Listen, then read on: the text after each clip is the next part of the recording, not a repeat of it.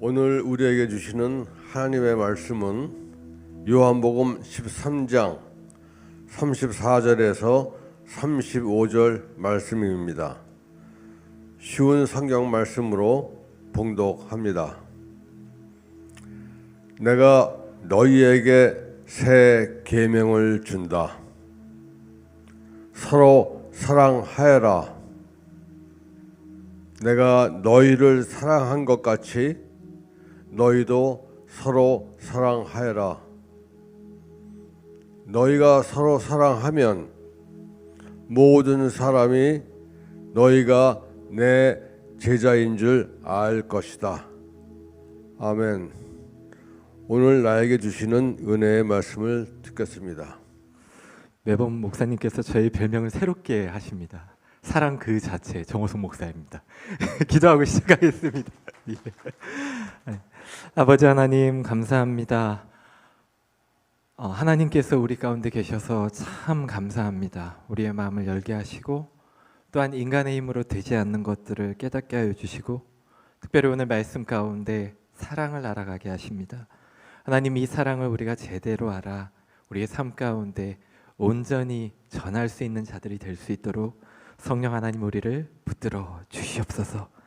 감사함의 모든 말씀 예수님의 이름으로 기도합니다. 아멘. 오늘 말씀의 주제는 사랑입니다. 사랑. 우리 시작하기 전에 좌우에 계신 분들이랑 사랑합니다 한번 고백하고 시작하겠습니다. 사랑합니다. 사랑합니다. 네. 어떤 그 연예인이 매번 이렇게 했던 이야기가 참 인상에 남습니다. 내가 기뻐서 웃는 게 아니라 웃으면서 기뻐할 수 있다고, 웃음으로써 기뻐할 수 있다고. 우리도 사랑도 그런 것 같습니다.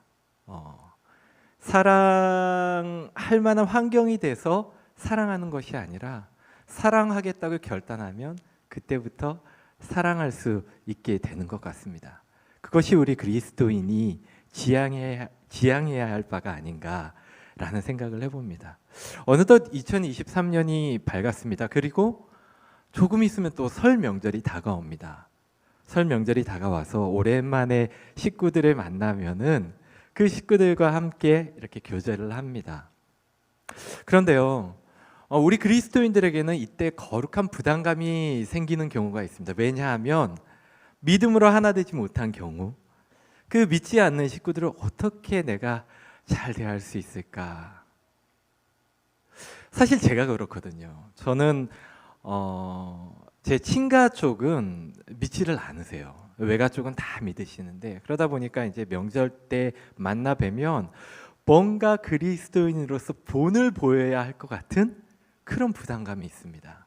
그래서 늘 기도합니다. 하나님, 지혜롭게 또 그리고 사랑으로 잘 대할 수 있도록 해주십시오. 근데 이게 참 어렵다라는 것을 매번 느끼게 됩니다. 사랑으로 그리스도의 사랑을 알게 하고 그리스도의 복음을 좀 알았으면 좋겠습니다. 우리 가정이 복음으로 하나가 되었으면 좋겠습니다. 그러한 기도의 제목을 가지고 늘 대하지만 참 쉽지 않은 것 같습니다. 어떻게 해야지만 이 사랑 그리고 이 복음을 자연스럽게 전할 수 있을까? 여러분 혹시 이 그림 아십니까? 그림 한번 띄워주시면 좋겠습니다. 혹시 너무 시커멓게 나왔는데 이 그림 아십니까? 예. 세상의 빛이라는 제목의 그림인데요. 영국의 화가 윌리엄 콜먼 헌트라는 사람이 그린 그림입니다. 지금은 영국의 베드로 대성당에 걸려 있는 그림이라고 하는데요. 이 그림을 보면은 특징이 있습니다. 예수님께서 왕의 모습을 하셨습니다. 그리고 문을 두들기고 계십니다. 왕이신데 왜 문을 두들기고 있을까? 그리고 또 유심히 보면은 여기 문에 손잡이가 없습니다. 결국 이 이야기는 안에서 문을 열어야 한다라는 것입니다. 예수님은 언젠가까지 두드리고 계십니다. 화가는 요한계시록 3장 20절 말씀을 가지고 이 그림을 그렸다라고 합니다. 요한계시록 3장 20절 말씀. 우리 같이 한번 봉독해 볼까요? 볼지어다 내가 문 밖에 서서 두드리노니 누구든지 내 음성을 듣고 문을 열면 내가 그에게로 들어가 그와 더불어 먹고 그는 나와 더불어 먹으리라. 아멘. 이 말씀을 보고 나니까 이 그림의 의미가, 그 화가의 의도가 무엇인지를 좀 우리가 가늠할 수 있게 되는 것 같습니다. 그렇습니다. 문을 두드리시는 예수님, 절대로 억지로 밀고 들어오시지 않는 예수님, 그는 분명히 왕이신데 그렇게 하신다라는 것입니다. 하나님을 받아들이게 되는 우리의 마음, 복음을 받아들이게 되는 우리의 마음, 예수님께서 선택하신 이 방법인 것 같습니다. 사람이 자기의 마음의 문을 열고 그때 예수님께서 들어가서 생명의 떡을 주시고 또한 다시는 목마르지 않을 그 영생수를 주심으로써 예수님과 교제를 나누고 예수님과 연합하는 가운데 그 복음을 알게 되는 것이죠. 이것이 바로 하나님의 방법, 우리에게 가르쳐 주시는 예수님의 복음 전파의 방법입니다. 근데 여러분, 문을 두드리는 것, 이 문을 두드리는 것의 의미가 무엇일까요?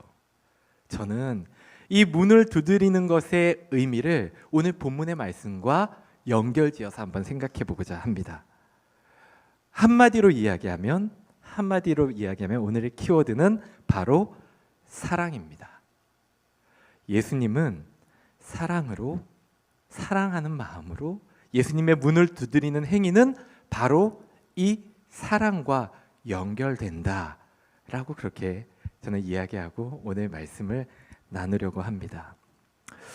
우리가 첫 번째로 생각해 볼 것은 오늘 본문 34절의 말씀인데요. 우리 오늘 본문 34절의 말씀을 같이 한번 봉독하도록 하겠습니다. 34절입니다.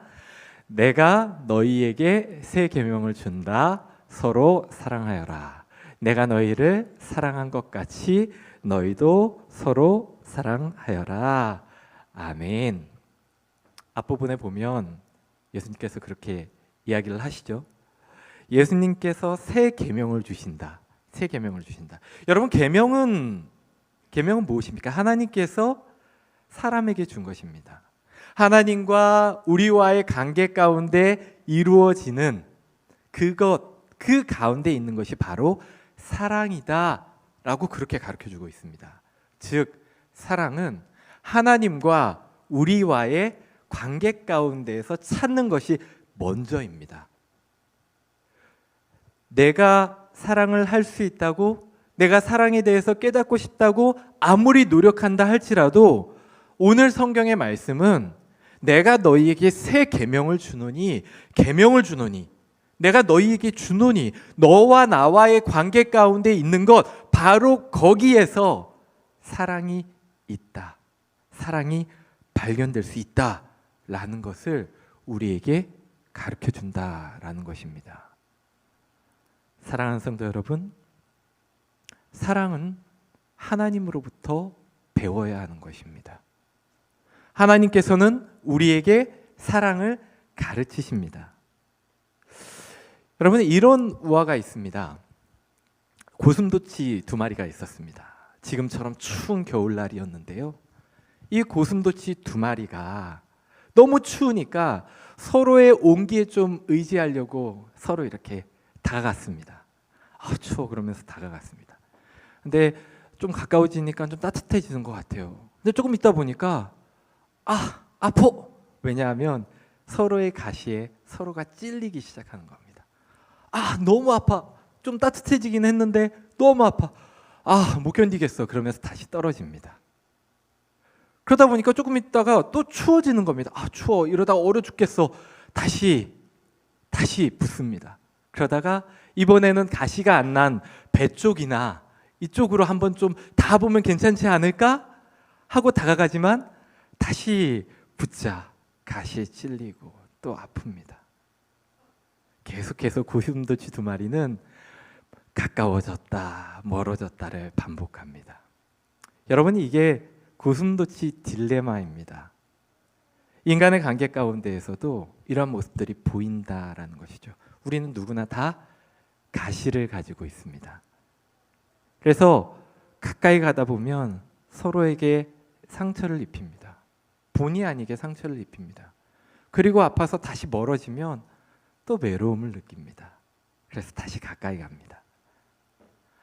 이것을 반복하다 보면 어느 순간 적절한 거리, 안전거리를 알게 되는 것이죠. 이게 바로 인간관계에 있어서 고슴도치의 딜레마라고 이야기를 하는 것입니다.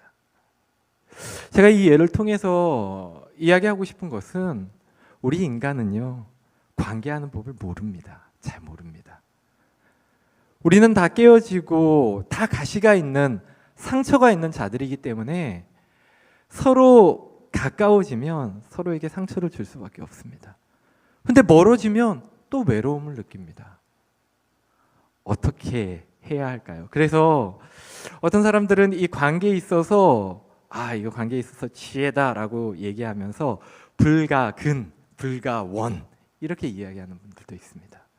너무 가까워져도 안 되고 너무 멀어져도 안 된다라는 것입니다.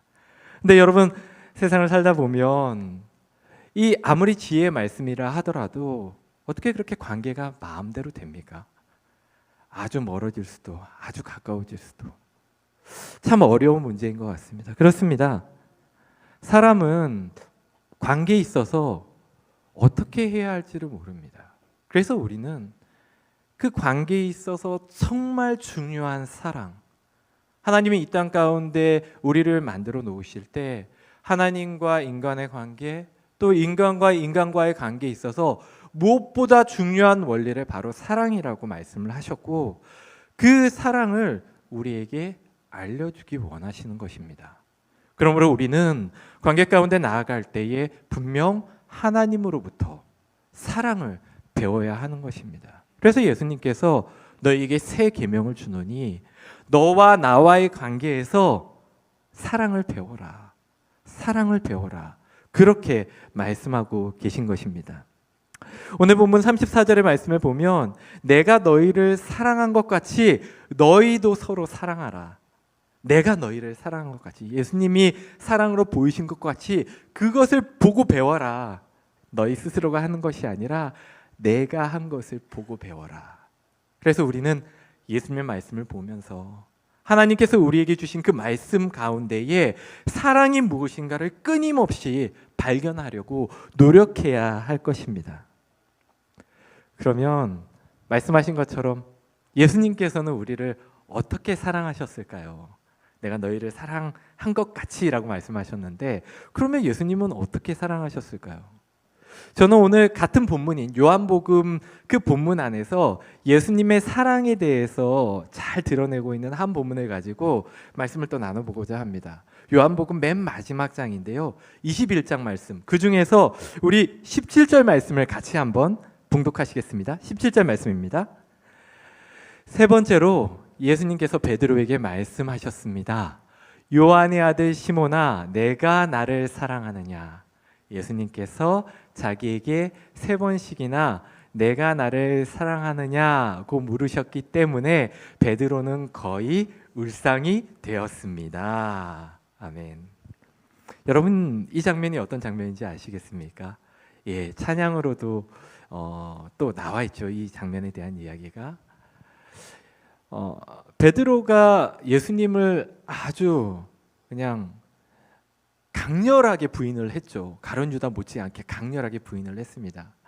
그리고 나서 이제 예수님이 부활하시고 나서 제자들 앞에 나타나셨을 때 베드로가 그 앞에 이렇게 나가죠. 아마 되게 쭈뼛쭈뼛했을 거예요. 이렇게 선뜻 못 나가고 멀리서 이렇게 지켜봤을 거예요. 원래 같으면 어떻게 하겠습니까? 예수님한테 예수님 그러면서 베드로 막 뛰어가가지고 예수님 베드로가 예수님 저 너무 예수님 보고 싶었어요 막 이렇게 이야기했을 텐데 좀 뭔가 거리가 있었을 거예요. 그런데 그럼에도 불구하고 21장에 보면요, 예수님과 베드로의 관계는 어느 정도 좀 회복이 되어 있습니다.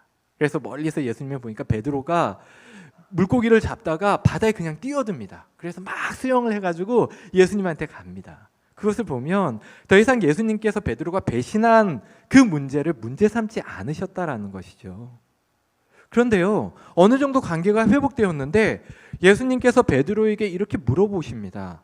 내가 나를 사랑하느냐? 내가 나를 사랑하느냐? 내가 너를 사랑하느냐? 3번이나 물어보십니다. 그러자 맨 마지막 때는 거의 베드로가 울상이 되었다라고 그렇게 이야기하지 않습니까? 왜 베드로가 울상이 되었겠습니까?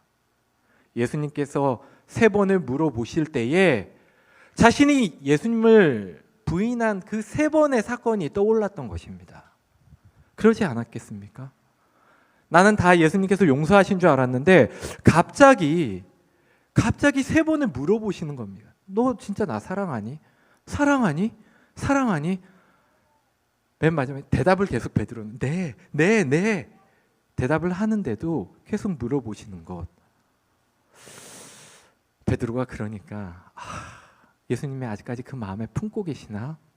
그런 마음이 들었던 것 같습니다. 그래서 너무 또 찔려서 슬퍼졌던 것 같습니다. 예수님이 왜 베드로에게 이렇게 3번이나 물어보셨을까요?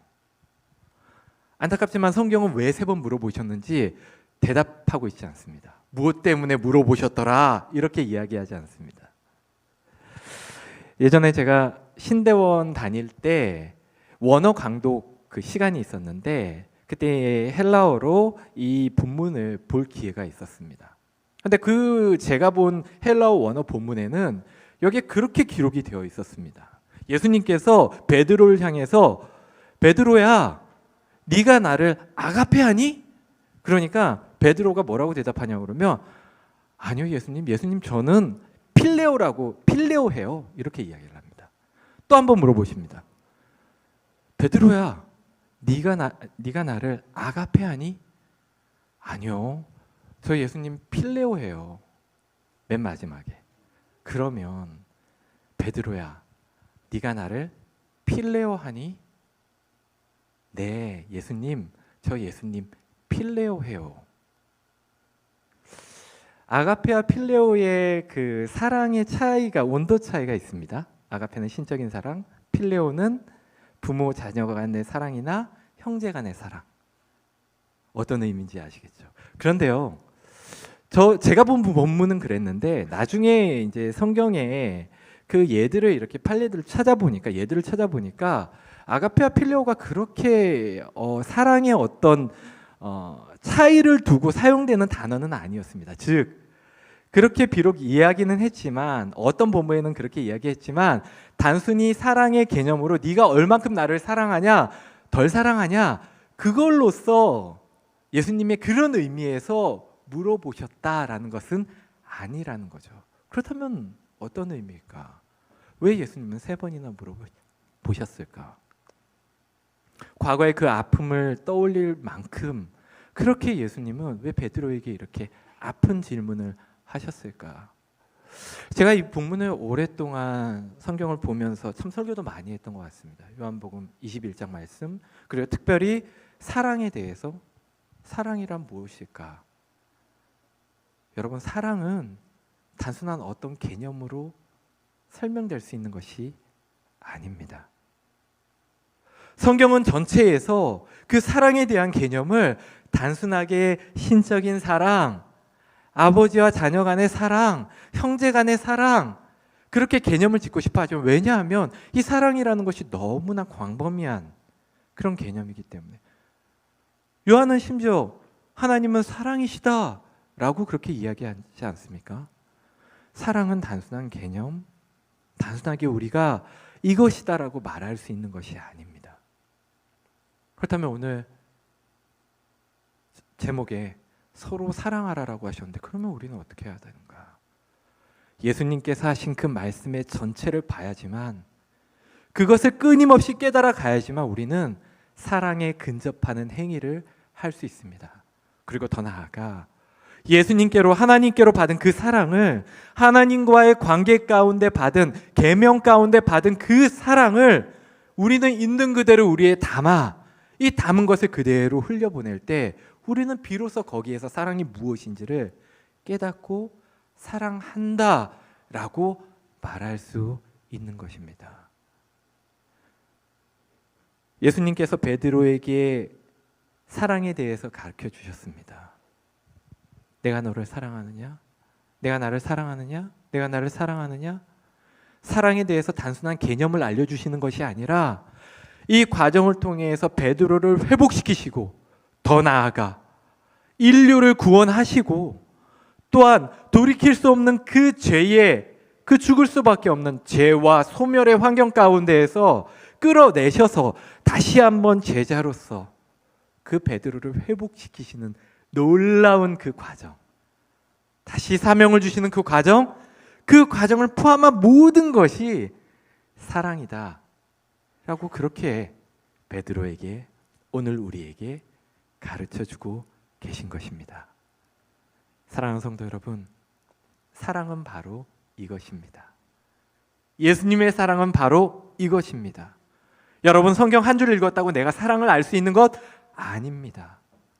계속 읽고 계속 결단하고 성령께서 주시는 마음을 계속 받을 때, 그때 우리는 비로소 사랑을 조금씩 알아가고 그 사랑을 내 안에 담고 그 사랑을 누군가에게 흘려 보낼 수 있는 것입니다.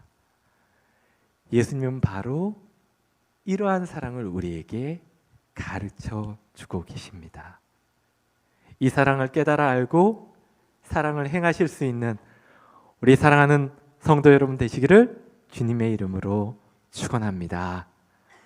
그렇다면 마지막으로 우리가 그러면 어떻게 실천할 것인가? 그래도 이 사랑이 이렇게 크고 광범위하고 참 어려운 것이라 하더라도 우리가 어떻게 실천할 것인가에 대해서는 한번 생각해보고 말씀을 마무리했으면 좋겠는데요.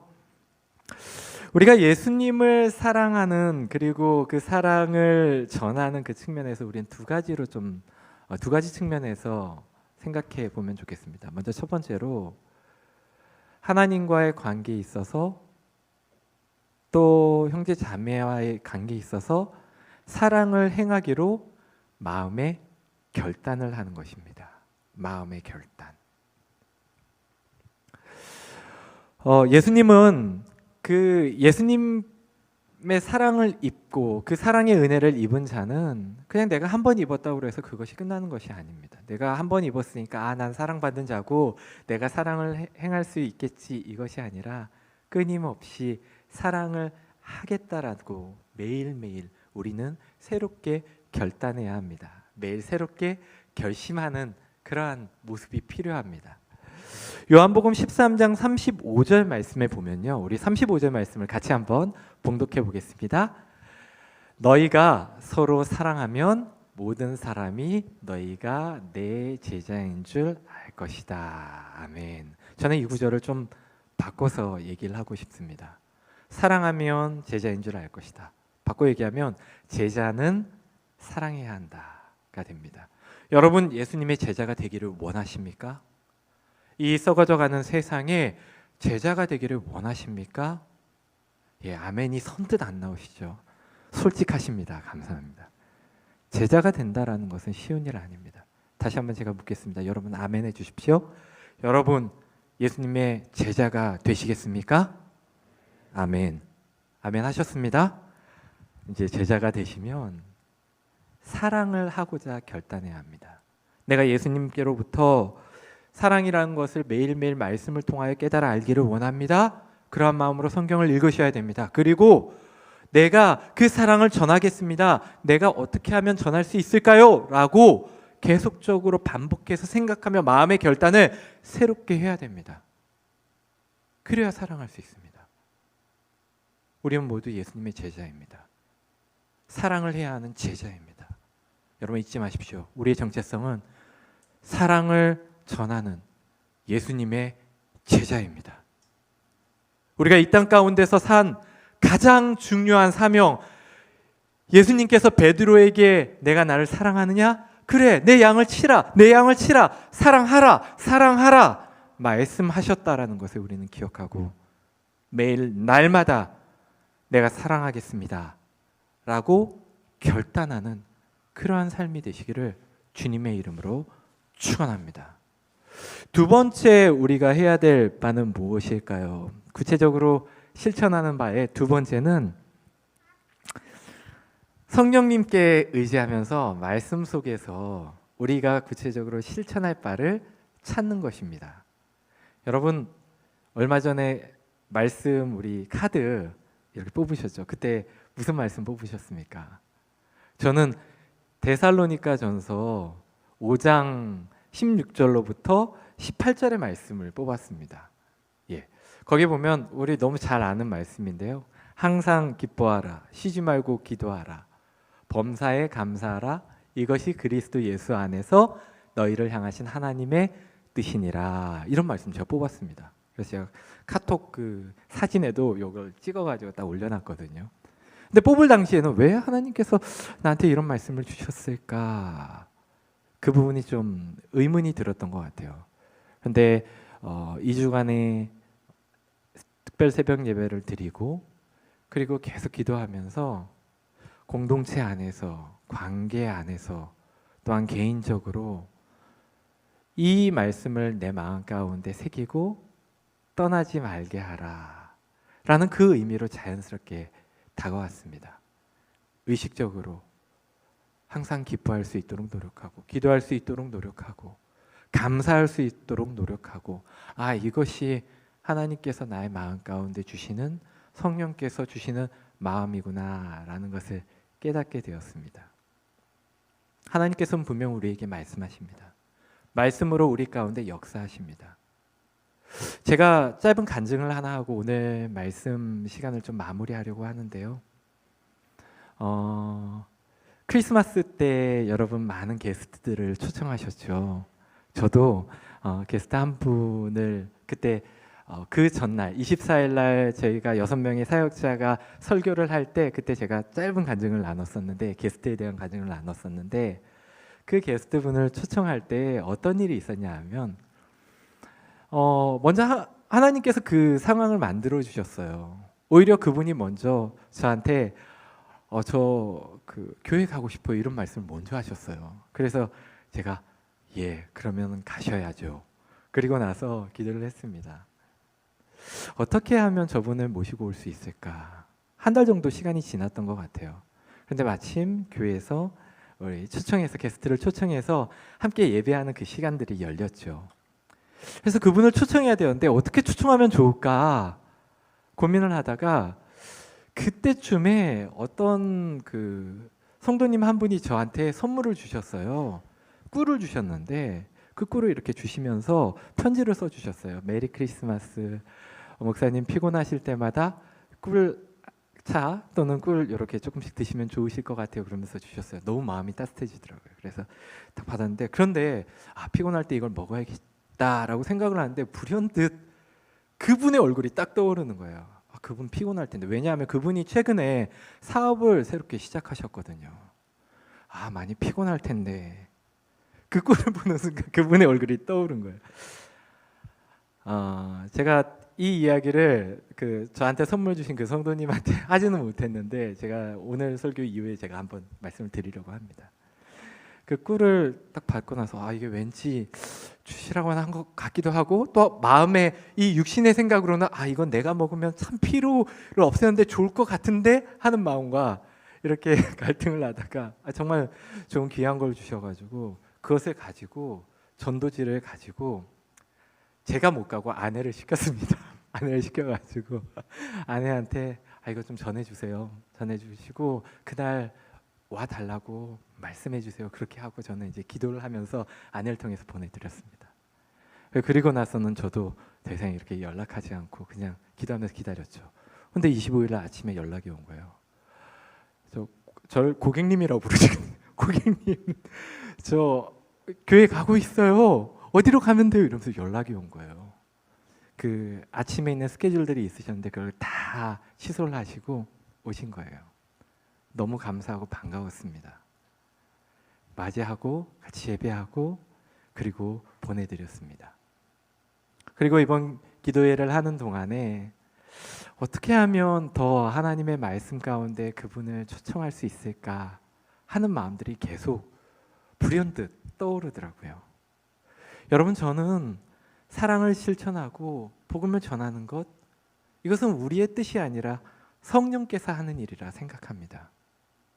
성령께서 우리의 마음을 주관하시면요, 그 상황들을 만들어 주시고 우리는 거기에 그 마음이 오는 대로 흘려 보내면 됩니다. 그것이 하나님께서 우리의 사랑하는 자녀들, 죄 가운데 있는 자녀들, 정말로 그 멸망의 길로 가고 있는 자녀들 모으시는 방법입니다. 사랑하는 성도 여러분, 하나님은 살아계십니다. 아멘, 아멘. 그리고 성령 하나님으로 말미암아 역사하십니다. 우리가 마음을 품을 때에, 기도할 때에 말씀으로서 우리를 주관하시고 우리를 통하여 역사하시는 줄로 믿습니다.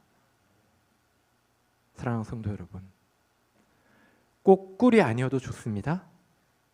마음이 가시는 대로 기도하시면서 품으시고 내가 그 의지를 갖고 나아가면 하나님은 분명히 우리 사랑하는 성도 여러분, 우리 모두를 통하여서 놀라운 일들을 이루어 가실 줄로 믿습니다.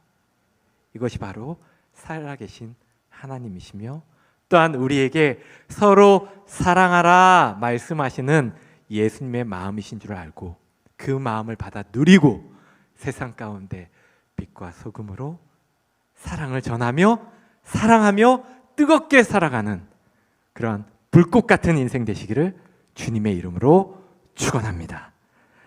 우리 이 시간에 다 같이 일어나셔서요, 우리 찬양을 한 곡 하고 기도하기를 소망합니다.